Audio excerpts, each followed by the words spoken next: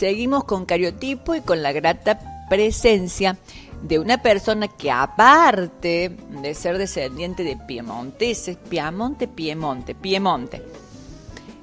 también tiene mucho gusto por el arte. Le vamos a preguntar qué específicamente hace dentro del arte, aparte de dibujar. Y me han dicho que con 2 trazos él ya obtiene un dibujo. Eso es lo que me han dicho. Aparte es papá de 3 varones y tiene un cargo político.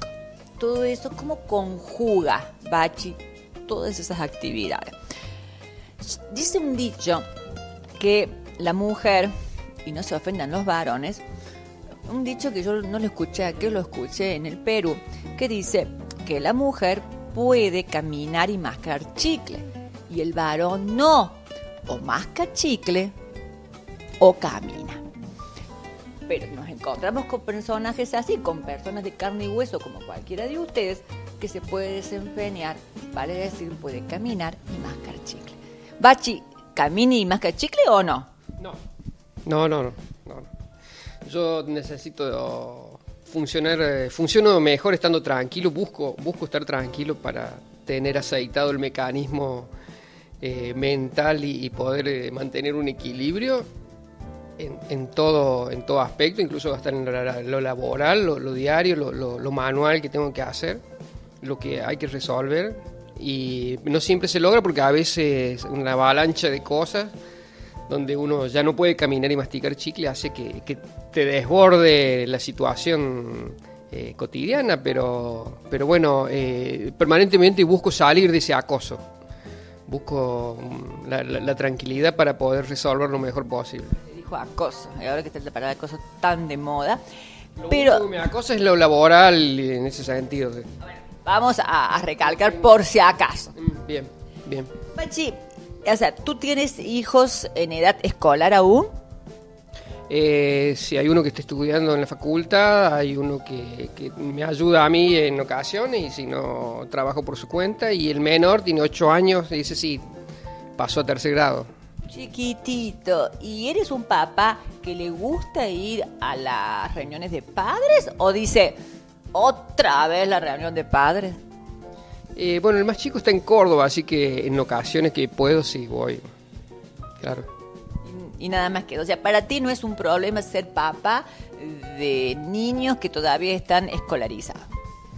No, lo disfruto muchísimo, y cuando viene a pasar unos días conmigo, tratamos de disfrutarnos todos juntos. O sea que es buen padre, ¿sí? Es buen padre. O tú... Trata de aprender para hacerlo, para convivir, y se establece una relación muy linda con ellos, porque como que ellos me ayudan a aprender a ser papá y disfrutar de su niñez, de su adolescencia, de su juventud. Qué lindo, me ayudan a ser papá. Linda frase, me ayudan a ser papá. Tú aprendes de ellos también. Entonces, y después que cumples las funciones de padre, el rol de padre, ¿qué... digamos, ¿cómo comienza un día en sus tareas laborales? Podría tomar el café a la mañana, juntarse con los amigos y conocer lo que pasó, leer el diario y bueno, de ahí salgo. Sí. Bien. ¿Y cuándo dibujas o cuándo haces esculturas? Y no sabes que dibujar se puede dibujar con la mano o se puede dibujar mentalmente también. Hay cosas que tenés que plasmarla en tu imaginación para después que transmitírselas a las manos. Entonces hay veces que no te dan los tiempos para dibujar, entonces te empezás a imaginar a través de tu cabeza y no solamente imaginar cómo dibujarlo, sino las soluciones para poder llevarlo a cabo. O sea que lo que decían los griegos, que eso de primero pienso y luego existo, realmente se cumple también en lo que tú haces. Sí, totalmente. E incluso para la pintura misma, cuando uno pasa en un lugar determinado y en un lugar que te llama la atención, tenés que pensarlo como un cuadro, que es una composición totalmente distinta a una fotografía, un mural, tiene un lenguaje propio. Bueno, entonces cada aspecto del arte tiene un lenguaje y uno tiene que leerlo, interpretarlo y tratar de proyectarlo como con la expresión artística que se refiere. Y dime, Bachi, porque esto se le pregunta a los artistas que pintan cuadros o pintan murales o plasman lo que tienen en su cabeza. ¿Cómo haces cuando estás pensando pintar, por ejemplo, no sé si fue el caso tuyo, pero un paisaje? ¿Tú ya te lo imaginaste completo o lo vas descubriendo y pintando a medida que lo vas haciendo? Sí, depende también del estado de ánimo de cada uno en ese momento. Hay veces que se logra transmitir el estado de ánimo que tenés en relación al paisaje, lo que querés expresar, lo que te transmite, un sinnúmero de cosas que justamente esa es la diferencia con la fotografía. El cuadro dice cosas, no dice, de acuerdo a la posibilidad artística del que esté pintándolo y de lo que pueda transmitir. Dice que los artistas mantienen un sistema de invisibilidad de las cosas, porque cuando uno ve un cuadro lo aprecia, lo disfruta, pero no estás viendo la mano y la experiencia del artista para hacerlo, sino estás viendo lo que logro concretar a través de la obra. No, y yo me animaría a decirte un poquito más atrás, o sea, ¿qué cantidad de neurotransmisores ese artista tuvo en su cabecita? Adrenalina, noradrenalina, serotonina, que se sabe todo eso, porque cada una de esas sustancias, aprovechando que estamos en cariotipo, generan estados de ánimo. ¿Tú pintas mejor cuando estás triste o cuando estás contento? Ahora, volviendo a lo de recién, la expresión más acabada de lo que es un buen artista generalmente se da en el teatro. Y acá tenemos nuestro director, que es un gran actor. Cuando uno va a ver una obra, una telenovela, una película, vos estás viendo el personaje que está interpretando, no estás viendo el actor en sí. Y cuando te logran transmitir eso es porque es un buen actor, como en el caso de Leonardo, que es un gran actor. Sí. Claro, creo que sí. Pero a ver, ¿qué sientes tú? ¿Qué sientes tú? ¿Que sale mejor una obra, un producto de tu imaginación, el cuadro, cuando estás triste te pones a pintar o cuando estás alegre porque tuviste una buena noticia? Y si estás en un estado triste y haces algo melancólico, te va a salir tan melancólico como estés. En ese sentido es la posibilidad que te brinda el arte, claro. Qué bonito, ¿no? Y a ver, ¿a qué tipo de pinturas te gusta hacer y en qué técnica lo haces? Vas a disculpar si no tengo las palabras técnicas, pero yo no conozco mucho de esto. Entonces yo te pregunto así, a lo mejor son cosas muy básicas, pero son las cosas que yo no sé y a lo mejor el televidente tampoco sabe. Entonces, ¿en qué técnica pintas? Bueno, yo me especialicé más dentro de lo que es el paisajismo, porque en la provincia de Córdoba se realizan permanentemente, hace 2 años que he dejado de asistir, encuentros de pintores paisajistas. Entonces uno va recorriendo distintos lugares de la provincia, va viendo los paisajes y va intercambiando experiencias con otros pintores. Gente que tiene mucha carrera en la provincia de Córdoba, gente de Buenos Aires que recorre también esos mismos lugares, y donde uno va aprendiendo a leer la técnica del paisajismo, a descubrir los grandes maestros y bueno, he aprendido mucho y me falta un montón por aprender, pero ahora la escultura me absorbió mucho, estoy muy abocado a eso y he dejado un poco el paisajismo.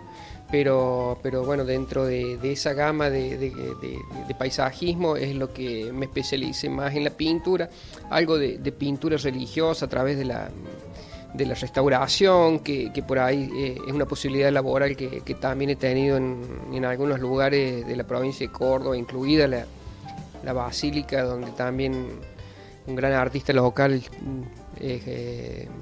Jorge Raúl el Chino Ludueña, me ha enseñado técnicas de pintura antigua que tienen miles de años y que han sido utilizadas hasta mediados del siglo XX como pintura decorativa, por ejemplo, en el interior de la basílica.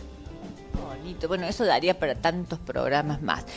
Y dime, ¿eres un autodidacta o necesitas valerte de alguna guía escrita, ahora que viene video, de internet? O sea, tú tienes la capacidad, de hecho que la tienes, pero de poder decir esta cajita que está acá arriba y ya más o menos cómo se puede ser hecha, o vas y recabas información.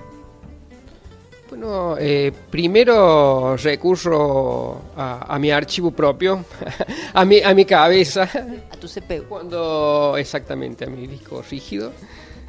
Cuando no me conforma, entonces empiezo a investigar. Generalmente lo hice a través de libros, buscar libros que hasta mediados del siglo XX salieron y por ahí están archivados en algunas librerías. He encontrado cosas interesantes. En internet se encuentran cosas, pero no por ahí de la calidad y la precisión que tienen las experiencias que están transmitidas en esos libros que transmiten justamente la vivencia y las técnicas de la pintura antigua, que generalmente es lo que por ahí uno tiene que resolver o que se presentan situaciones especiales. Yo voy a ser muy sincera con la gente que nos está mirando en Cariotipo y contigo. Cuando yo pregunté qué artista hay en Villa de Rosario, que sea de Villa de Rosario y que tenga una trayectoria y que sea querido por Villa de Rosario, me pasaron tu nombre. Pero también tengo que reconocer que yo no he visto ni un cuadro tuyo. Entonces te tengo que preguntar para yo imaginarme. ¿Tú pintas al óleo, a la témpera, no sé, a la tiza? No sé, discúlpame que te vuelvo a repetir, no tengo la técnica como para poder preguntarte. O también utilizas, por ejemplo, géneros, piedritas, ramitas, distintos materiales para darle más énfasis a tu obra de arte. Bueno, el hecho de trabajar en la escultura en cemento, tengo que trabajar con muchas espátulas, cucharines, así que en la pintura, y por una cuestión de rapidez también, apliqué los cucharines, las espátulas a la pintura, que es una técnica que se utiliza desde fin del siglo XIX, sobre todo en la pintura impresionista, que es por ahí en la línea donde yo he hecho cuadros dentro de la pintura, espatulado sobre todo en óleo, pero también he hecho en acrílico. Por ahí, en cuanto a las búsquedas, en el acrílico incorporé la marmolina, que es un elemento que se utiliza para la pintura decorativa, por ejemplo, que te comentaba recién en las iglesias. Y bueno, se logran algún tipo de empastes así especiales, pero siempre dentro de esa gama y espatulado sobre todo. También me ha pasado de tener que hacer alguna representación, sobre todo de pintura religiosa, y bueno, de acuerdo al lugar donde vos lo quieras hacer, te invitan a que sea modernista o que sea clásico, entonces uno tiene que tratar de moverse dentro de lo que ese mercado te pide. A lo que yo quería ir es que si yo he tenido la oportunidad de ir a algunas exposiciones en el Perú y me encontré con un cuadro, por ejemplo, que ponen un trozo de espejo, un trozo de tela, un botón, una flor. ¿Sueles hacer eso o no? Eso, el tipo, en el collage por ahí se realiza más en los murales, sí. En los murales sí, haciendo aplicaciones, pero en la pintura no. Me gusta y cosas, pero no me llamó la atención hacer. Pero en los murales sí. ¿Y cuánto es la producción tuya en cuadro? Mira que te estoy preguntando. Ahora, todo es producir. Tú sabes que todo es producir. Ahora, a los mismos médicos nos exigen, cuando estamos en institución pública, usted tiene que producir, doctora Ewi, no sé, 100 pacientes en un mes, porque nos miden por la producción. Tú haces cuadro para ti, para tus amigos, a pedido, para una casa de arte, o haces cuadro porque se te ocurre y porque tienes la imaginación ahí prendida. Sí, son muchos factores. Uno que es la necesidad de expresarte, también es un medio de vida, también es la cuestión personal de crecer, de que sabes que tenés que seguir aprendiendo, de que es inacabable. de que tiene que recorrer mucho camino, de que hay gente que tiene mucha experiencia, de que no se agota en lo que haces. Si vos te planteas que eso está bárbaro y ahí llegaste, te quedás estancado.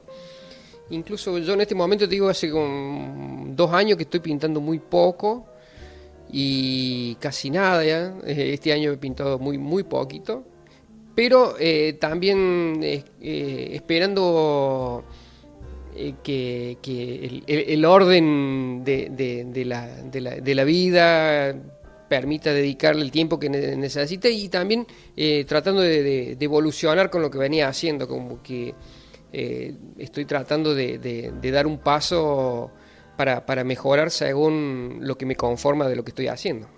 Y dime, otra de mis grandes incógnitas, seguramente de mucha gente que está viendo Cariotipo en estos momentos.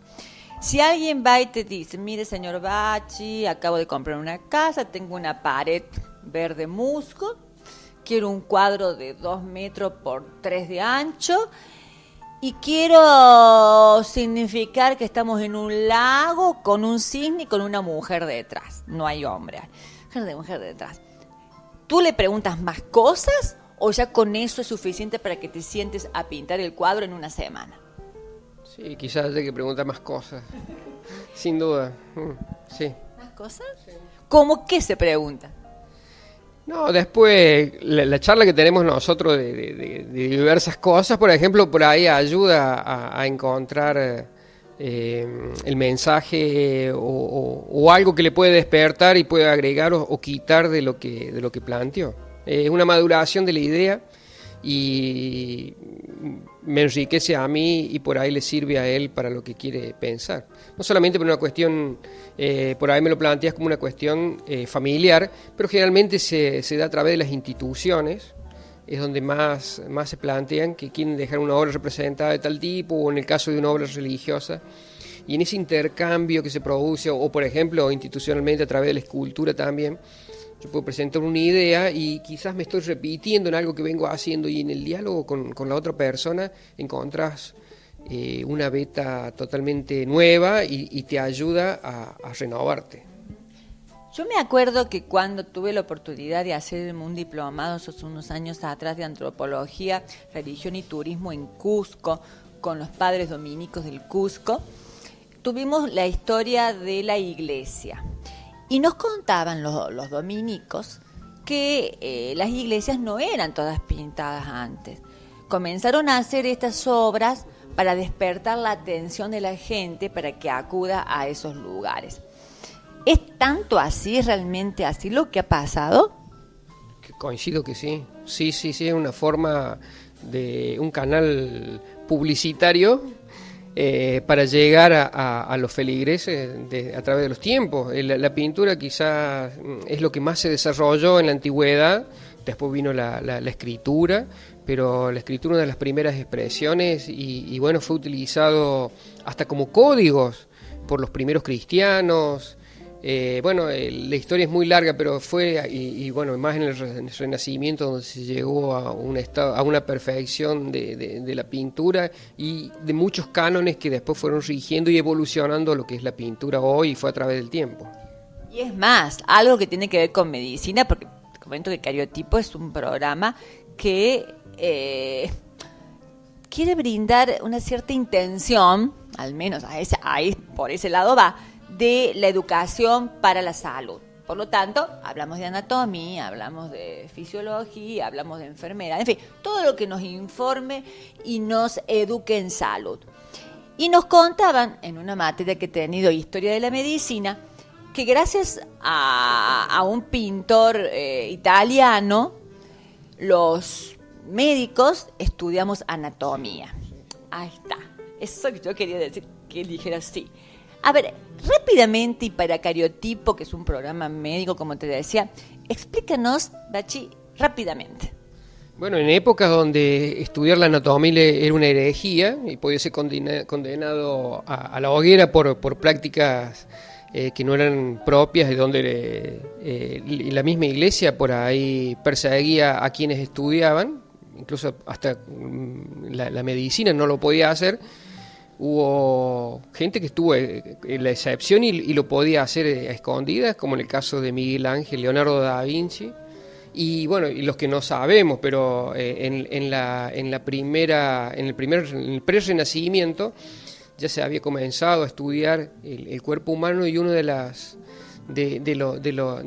obsesiones que tenían los artistas era reproducirlo más fielmente, porque no había fotografía, reproducirlo más fielmente las expresiones, los movimientos, y dejar para la posteridad, porque había todo un mensaje de lo eterno hacia el futuro. Dejar hacia la posteridad el retrato con todos los tics de los personajes, sobre todo que eran personas de la aristocracia que estaban representando. Entonces venía, y bueno, otra además, en el caso de grandes muralistas como Miguel Ángel, estudiaron la figura humana en su máxima expresión, hasta diseccionando cadáveres para estudiar cómo era el movimiento de los músculos y la relación que tenía un miembro con respecto a otro, y poder representarlo lo más fiel posible. Pero sí, así fue. O sea que los médicos le debemos a los artistas toda la anatomía que podemos haber estudiado en tantos años, ¿sí? Parece mentira que unos de 203 a 208 huesos existen en el cuerpo humano. Un cuadro muy célebre de Rembrandt, de la lección de anatomía, donde hay un médico que está enseñando, un galeno de aquel momento, enseñando a los alumnos y mirando con asombro, y bueno, Rembrandt, muy joven, un retrato que era un artista del claroscuro, donde era muy tenebroso lo que pintaba, pero transmitía justamente ese mensaje de lo oculto que era en ese momento estudiar el cuerpo humano. Aparte, no te olvides que por esos años, por esos siglos, estábamos transitando, para los que creen en las era de Piscis, era de Acuario, estaban transitando, ojalá hubiésemos vivido por esa época, estaban transitando la era... Quizás hubiéramos estado en la hoguera en este momento. La era de Piscis. Y la era de Piscis es una era de ocultar. Por eso los santos, por eso los grandes pensadores que recién después, cuando entramos a la era de Acuario, comienzan a manifestarse, porque en la era de Piscis, ¿qué ibas a decir que era santo? O sea, con la famosa aureola. O sea, eso los pintores lo sabían muy bien. No puedo decir nada, no puedo decir, porque no podían hablar, porque era todo oculto. En aquel momento eran como los grandes artistas, como hoy día tenemos las celebridades de los músicos, de los rockeros. En aquel momento el pintor, el escultor era una persona privilegiada que disfrutaba de poder acceder a transportar hacia lo eterno a través de sus obras a personas de mucho dinero. Entonces vivían incluso la reforma de la Iglesia. El protestantismo nace con Lutero en oposición a la Iglesia, que necesitaba recaudar fondos para pagarle a los artistas que publicitaban en las iglesias las obras de arte. Tal cual como los dominicos nos han contado. Las iglesias eran lugares muy sobrios, pero claro, a ver, todo se vende por la vista. Y necesitaban de pintores, necesitaban color dorado, color plateado, un montón de cosas. Y ahí comienzan a surgir o a darse a entender los artistas. Bueno, y acá recién fuera de cámara me preguntabas, en Villa de Rosario, y un poco la historia del arte se remonta a casi 1809, 1810, donde se tiene registrado la presencia de un alarife español. Los alarifes eran constructores, artistas. Alarifes. Que incluso se denominó así hasta entrado el siglo XX, con la técnica del Art Nouveau, donde desarrolló mucha técnica de la que hoy día yo estoy haciendo y de la que llegué a muy poquitas cosas. Técnica de Aldo. Del Art Nouveau. Es una técnica decorativa de un estilo que se proyectó a fin del siglo XIX y muy entrado ya al siglo XX, y sobre todo en esta región de Córdoba y Santa Fe. Tiene un estilo muy propio, y en la ciudad de Córdoba también. Bueno, volviendo al inicio, había un alarife español que participó de la construcción de lo que era la segunda o la tercera, hay varias teorías, segunda o tercera iglesia de Villa del Rosario, que se construyó en la actual intersección de calle Sarmiento y Hipólito Yrigoyen.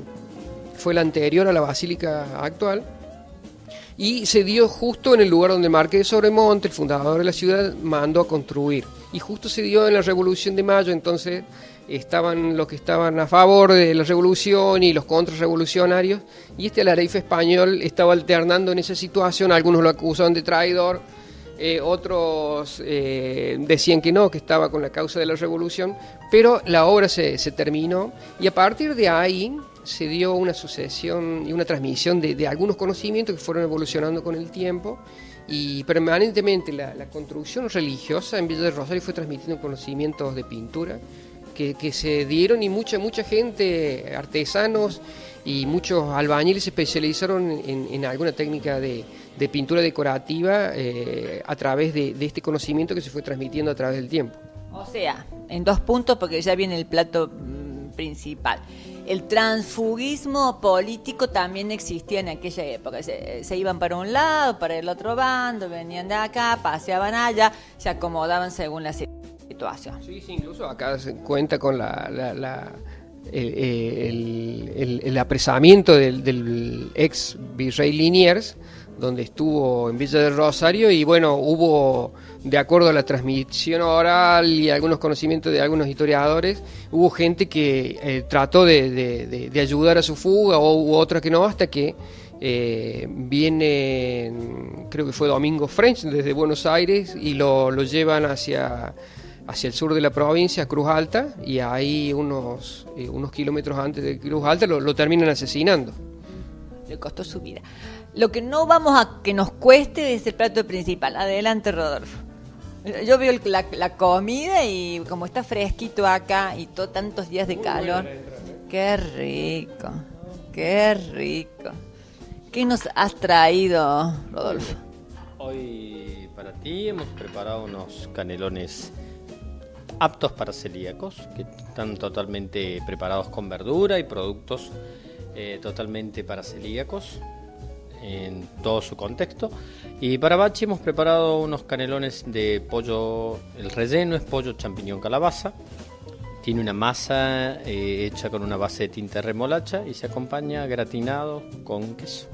Es decir, los celíacos, que está tan de moda ahora, Bachi. ¿Sí o no, Rodolfo? Y sí, nosotros hemos tenido en cuenta un plato en especial con todos los cuidados que se deben tener, y la mayoría de nuestros productos, especialmente tanto para este plato en especial, pero usamos muchos productos aptos para celíacos en todo, tantos cremas, tomate, todo nuestro producto, leche, todo, y tenemos los cuidados especiales justamente para la concreción del plato. Aquí ya no es un problema comer en Ataona si es que usted tiene un problema celíaco, que es una suerte de alergia a una proteína. La persona que tiene este problema, no le vamos a decir enfermera, seguramente alguna historia de alergia tiene en su familia. Entonces ustedes han puesto el interés para que nadie se quede sin comer en Ataona. Y sí, realmente nuestros clientes por ahí nos presentaron ese tipo de problemática, que como dices tú, es una alergia a ciertos componentes, a ciertas proteínas. Bueno, entonces tuvimos especial cuidado, atención para con esos clientes, y hoy hemos tenido una retribución. ¿Y por qué? Porque llegan y se sienten totalmente contenidos. ¿Te imaginas Bachi, que no podían comer cuando iban a un restaurante? Soy celíaco, no puedo comer, y que de pronto vengan a Ataona y digan: también pensaron en mí. Eso, te felicitamos desde Cariotipo, que es un programa para la salud. ¿Cómo no te voy a felicitar si los celíacos también pueden venir a comer? Sí, los esperamos, que vengan tranquilos, que tenemos totalmente todo ese cuidado en especial para la preparación del plato. Muy bien, muchas gracias, y vaya preparando el postre, que tú sabes que a mí me gusta el postre. ¿Qué nos vas a traer de postre? A ver, yo estoy expectante. Bueno, vas a tener una sorpresa. Se ha preparado un crème brûlée y se ha preparado un pan brioche. Y vamos a tener una pequeña historia con respecto de dónde han procedido. Qué lindo. Sabes que a mí me gusta la historia, ¿sí o no, Rodolfo? Sí, te vamos a contar un poco de dónde proceden los platos. Muchas gracias por tu amabilidad. Por favor, permiso. Bien, y nosotros te cuento, Bachi, que... Así en vivo, pero claro, esto es televisión en vivo. Ahora, mientras tú sacas foto, yo te voy a preguntar algo. Se armó una polémica hace unos cuantos años atrás con el cuadro de la Mona Lisa. ¿Sabes algo de eso? ¿Qué polémica? A ver, yo leí una vez en una revista Selecciones, cuando leía Selecciones más seguido, que no se sabía que si la Mona Lisa la mirabas de un lado, era una mujer.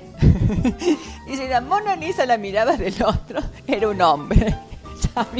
¿Sabías esto? Bueno, hasta incluso se llegó a decir que podía ser un autorretrato de Leonardo da Vinci. Bueno, Da Vinci era una persona muy, muy inteligente, donde le gustaban, justamente se grabó una película, se hizo una película que se llamaba El Código Da Vinci. Le vi. Porque la leí. Gustaba. Déjamelo, Rodolfo, por favor, esos cubiertos que... No sacan los cubiertos. Claro. Eso, no te vas a inhibir, me quedo sin cubiertos yo. No, mira, aunque sea a mano. Pero claro. Come esto, Rodolfo, a mano, pero se come. Claro. Hay una película que se hizo por el Código Da Vinci, porque muchos de los cuadros que él hacía tenían justamente mensajes ocultos. Trataba de transmitir cosas. Ahí está la era de Piscis, cuando no se podía decir lo que uno pensaba que era o ni siquiera contar qué era esto. Todo era oculto, por favor, todo. Y ahí nacieron los santos, las vírgenes y todo lo que más se sabe. Por eso, por la era de Piscis. Sí, bueno, lo de las vírgenes es la representación de María a través del tiempo, de algunas apariciones, pero la Virgen siempre es la misma.